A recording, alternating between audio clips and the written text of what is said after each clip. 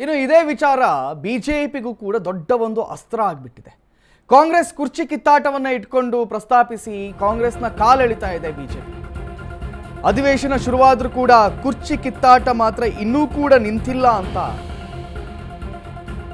ಕಾಂಗ್ರೆಸ್ ಕಾಲೆಳಿತಾ ಇದೆ ಬಿಜೆಪಿ. ಮುಖ್ಯಮಂತ್ರಿ ಕುರ್ಚಿ ಕಿತ್ತಾಟ ಆಂತರಿಕ ವಿಚಾರ ಅಲ್ಲ, ಅದು ಬಹಿರಂಗವಾಗಿ ಎಲ್ಲ ಕಡೆ ಚರ್ಚೆ ಆಗ್ತಾ ಇದೆ. ಸಿಎಂ ಕುರ್ಚಿ ಅನ್ನೋದು ರಾಜ್ಯದ ವಿಚಾರವಾಗಿದೆ. ಸರ್ಕಾರದ ಕುರ್ಚಿ ಕಿತ್ತಾಟದಿಂದ ಜನ ಬೀದಿಗೆ ಬಂದಿದ್ದಾರೆ, ಕುರ್ಚಿ ಕಿತ್ತಾಟದಿಂದ ನಾಡಿನ ಜನ ಬೇಸತ್ತು ಹೋಗಿದ್ದಾರೆ ಅಂತ ಬಿಜೆಪಿ ಕಾಲೆಳಿತಾ ಇದೆ. ಯಾರು?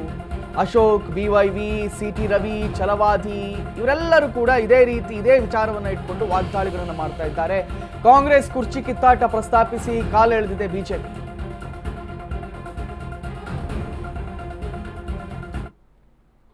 ಇದು ನಮ್ಮ ಆಂತರಿಕ ವಿಚಾರ ಅಂತೇಳಿ ಮುಖ್ಯಮಂತ್ರಿಯ ವಿಚಾರ, ಇದು ಆಂತರಿಕ ಕಾಂಗ್ರೆಸ್ ಪಕ್ಷದ ಆಂತರಿಕ ವಿಚಾರ ಅಲ್ಲ, ರಾಜ್ಯಕ್ಕೆ ಸಂಬಂಧಪಟ್ಟಿರ್ತಕ್ಕಂಥದ್ದು. ಈಗಾಗಲೇ ರಾಜ್ಯದ ಜನ ಬೇಸತ್ತಿದ್ದಾರೆ. ಕಳೆದ 5-6 ತಿಂಗಳುಗಳಿಂದ ಮುಖ್ಯಮಂತ್ರಿ ಇವತ್ತು ಹೇಳಿತಾರೆ, ನಾಳೆ ಹೇಳಿತಾರೆ, ಇವ್ರಾಗ್ತಾರೆ, ಅವ್ರಾಗ್ತಾರೆ, breakfast meeting, lunch meeting, dinner meeting. ರಾಜ್ಯದ ಜನ ಬೇಸತ್ತು ಹೋಗಿದ್ದಾರೆ. ಲಜ್ಜೆಗೆಟ್ಟ ವರ್ತನೆಯಿಂದನೇ ಇವತ್ತು ರೈತರು ಬೀದಿಗೆ ಬಂದಿರುವಂತದ್ದು. ಕಬ್ಬು ಬೆಳೆಗಾರರ ಸಮಸ್ಯೆ ಇನ್ನೂ ಕೂಡ ಇತ್ಯರ್ಥ ಆಗದೆ ಇರುವಂತದ್ದು. ನಿಮ್ಮ ಆಂತರಿಕ ಕಚ್ಚಾಟದಿಂದ ಇವತ್ತು ಆಡಳಿತ ಸಂಪೂರ್ಣವಾಗಿ ಸ್ಥಗಿತ ಆಗಿದೆ. Administration completely collapse. ಇವರು ದಿನನಿತ್ಯ ಒಬ್ಬರ ಮನೆ ಡಿನ್ನರ್, ಇನ್ನೊಬ್ರು ಅವ್ರ ಕೌಂಟರ್ ಡಿನ್ನರ್ ನೋಡಿ. ನಾಳೆ ಸಿದ್ದರಾಮಯ್ಯನವ್ರ ಗ್ಯಾಂಗ್ ಇನ್ನೊಂದ್ ಕಡೆ ಸೇರ್. ಈಗ ಅವ್ರ ಮಕ್ಳು ಎಳೆದ್ಬಿಟ್ಟಿದ್ದಾರೆ ಫೀಲ್ಡ್ಗೆ.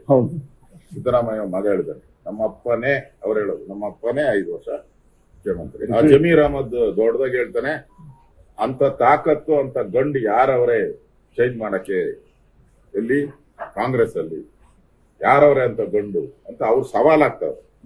ಇಷ್ಟು ಸವಾಲ್ ಹಾಕದ್ಮೇಲೂ ಕೂಡ DK ಶಿವಕುಮಾರನ್ ಗ್ಯಾಂಡು ಏನು ಸದ್ಯ ಇಲ್ಲ, ಸದ್ದೊಡ್ಗೋಗ್ಬಿಟ್ಟೈತೆ. ರಾಜಕಾರಣಿಗಳು ಸುಮ್ಮನೆ ಊಟ ಹಾಕ್ತಾರೆ ಅಂತ ಅನ್ಕೊಂಬಿಡ್ರಿ. ಊಟ ಹಾಕೋದಕ್ಕೆ ಏನಾದ್ರು ಮಹತ್ವದ ಕಾರಣ ಇದೆ. ನಿನ್ನೆ ಸುನೀಲ್ ಕುಮಾರ್ ಹೇಳಿದ್ರಲ್ಲ, ಕಾಣುವ ಕುರ್ಚಿಗೆ ಹಂಬಲಿಸಿದೆ ಮನ, ಕೂರಬಲ್ಲೇನೆ ಒಂದು ದಿನ ಅಂತ ಹೇಳಿದ್ರಲ್ವಾ. ಹಾಗೆ ಅವರು ಕುರ್ಚಿ ಉಳಿಸ್ಕೊಳ್ಳೋಕೆ ಊಟ ಹಾಕ್ತಾರೆ, ಇವರು ಕುರ್ಚಿ ಗಳಿಸ್ಕೊಳ್ಳೋಕೆ ಊಟ ಹಾಕ್ತಾರೆ.